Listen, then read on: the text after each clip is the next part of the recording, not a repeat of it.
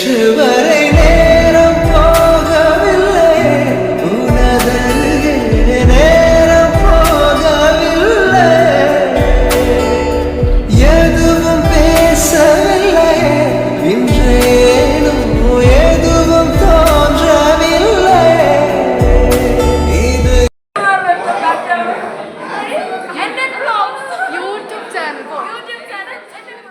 അപ്പോൾ ഇന്നത്തെ വീഡിയോ എന്ന് പറഞ്ഞിട്ടുണ്ടെങ്കിൽ ഒരു ഓണം വെക്കേഷൻ സ്പെഷ്യൽ സ്റ്റഡി വ്ളോഗാണ് കേട്ടോ.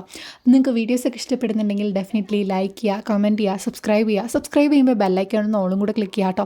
നമ്മുടെ 2K എന്ന് പറഞ്ഞ ടാർഗറ്റ് ആരും മറക്കണ്ട. വീഡിയോസ് ഇഷ്ടപ്പെടുന്നുണ്ടെങ്കിൽ ഡെഫിനറ്റ്ലി സബ്സ്ക്രൈബ് ചെയ്യുക കേട്ടോ. പിന്നെ ഞാൻ ഓർഡറായിട്ട് അങ്ങനെ പഠിച്ചിട്ടില്ല വെക്കേഷൻ ഇരുന്ന്, അതുകൊണ്ടാണ് ഈ വീഡിയോ വരാൻ ഇച്ചിരി താമസിച്ചത്. പിന്നെ ഓണം സെലിബ്രേഷനും അങ്ങനെയൊക്കെ ആയിട്ട് ഇച്ചിരി ഡിലേ ആയിപ്പോയി, അതുകൊണ്ടാണ് വീഡിയോ വരാൻ ഇത്രയും ലേറ്റ് ആയത് കേട്ടോ. അപ്പോൾ ഇത് പ്രീവിയസ് ഇയർ ക്വസ്റ്റ്യൻസ് എഴുതുന്നതായിരുന്നു അസൈൻമെൻറ്റ്. ടീച്ചർ PDF ഇട്ടിട്ടുണ്ടായിരുന്നു. ഞാൻ പിന്നെ കുറച്ച് എൻ്റെ ഗൈഡിൽ നിന്നും പ്രീവിയസ് ഇയർ ഒക്കെ എടുത്തു, അതാകുമ്പോൾ ആൻസറും ഉണ്ട്. അപ്പം നിങ്ങളും ആദ്യം അസൈൻമെൻറ്റും പ്രൊജക്റ്റും പിന്നെ നിങ്ങളുടെ നോട്ട് പെൻഡിങ് ഉണ്ടെങ്കിൽ അതൊക്കെ കംപ്ലീറ്റ് ചെയ്ത് വെക്കുക.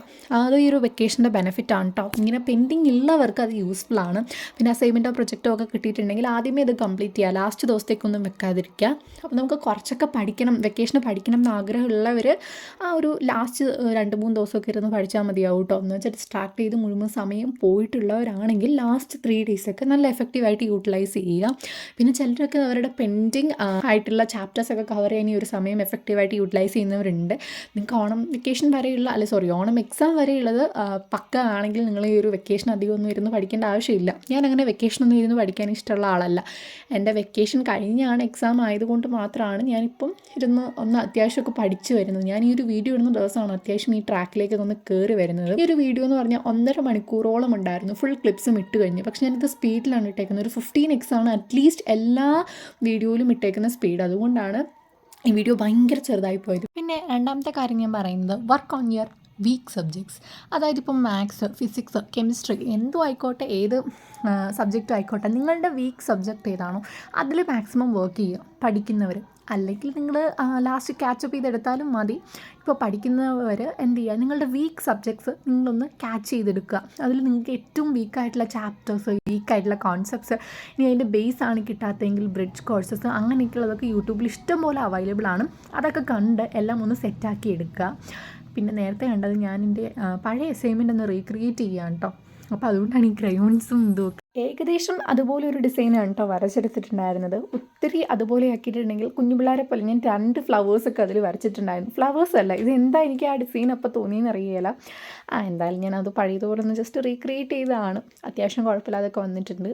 പിന്നെ അത് കഴിഞ്ഞിട്ട് ഞാൻ ബ്രേക്കൊക്കെ എടുത്തു. പിന്നെ ഞാനത് കഴിഞ്ഞിട്ട് ഒരു 2-3 ദിവസം കണ്ടിന്യൂസ് ആയിട്ട് പഠിക്കാനൊന്നും ഇരുന്നിട്ടുണ്ടായിരുന്നില്ല. പിന്നെ എന്നിട്ടാണ് ഞാൻ ഷെഡ്യൂളൊക്കെ ഉണ്ടാക്കിയൊന്ന് പഠിക്കാൻ വേണ്ടി ഇരുന്നത്. പക്ഷേ ഇന്ന് തൊട്ടാണ് പഠിക്കാൻ അത്യാവശ്യം ഒന്ന് തുടങ്ങി വന്നിട്ടുള്ളത്.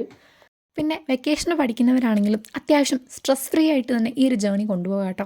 കാരണം ഇത് കഴിഞ്ഞിട്ടുണ്ടെങ്കിൽ വെക്കേഷൻ നമുക്ക് തിരിച്ച് കിട്ടുന്ന ഒന്നല്ല. വെക്കേഷനൊക്കെ കഴിയുന്ന സമയത്താണ് നമ്മളുടെ പോർഷൻസൊക്കെ അത്യാവശ്യം സ്പീഡിൽ തന്നെ കവർ ചെയ്യാൻ വേണ്ടി തുടങ്ങും. അപ്പം നമുക്ക് ഇതിൻ്റെയൊക്കെ കൂടെ ബാലൻസ് ചെയ്ത് പോകണമെങ്കിൽ ഇത്രയേറെ ബുദ്ധിമുട്ടായിരിക്കും, സ്പെഷ്യലി SSLC +1 +2 പഠിക്കുന്നവർക്ക്. പിന്നെ ഈ ഒരു 3 ആൾക്കാരോടാണ് എനിക്ക് ഭയങ്കരമായിട്ട് ഇത് എൻജോയ് ചെയ്യാനും പറയാനുള്ളത്.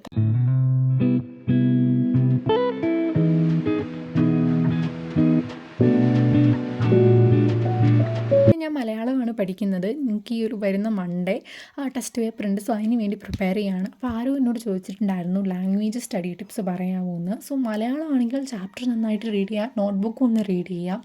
പിന്നെ പരീക്ഷയുടെ തലേന്ന് വല്ല 1 ഷോട്ടോ മാരത്തോണോ അതൊക്കെ കാണുക. പിന്നെ ഹിന്ദി ആണെങ്കിൽ 10th വരെ ഞാൻ പഠിച്ചിട്ടുണ്ടായിരുന്നത് നോട്ടിൽ ഏതെങ്കിലും ഒരു സമ്മറി കാണാതെ പഠിക്കും. എന്നിട്ട് അതിൻ്റെയും ക്ലാസ് കാണും കേട്ടോ. ഗ്രാമറൊക്കെ ഉള്ളത് നല്ല ശ്രദ്ധിച്ച് പഠിക്കണം.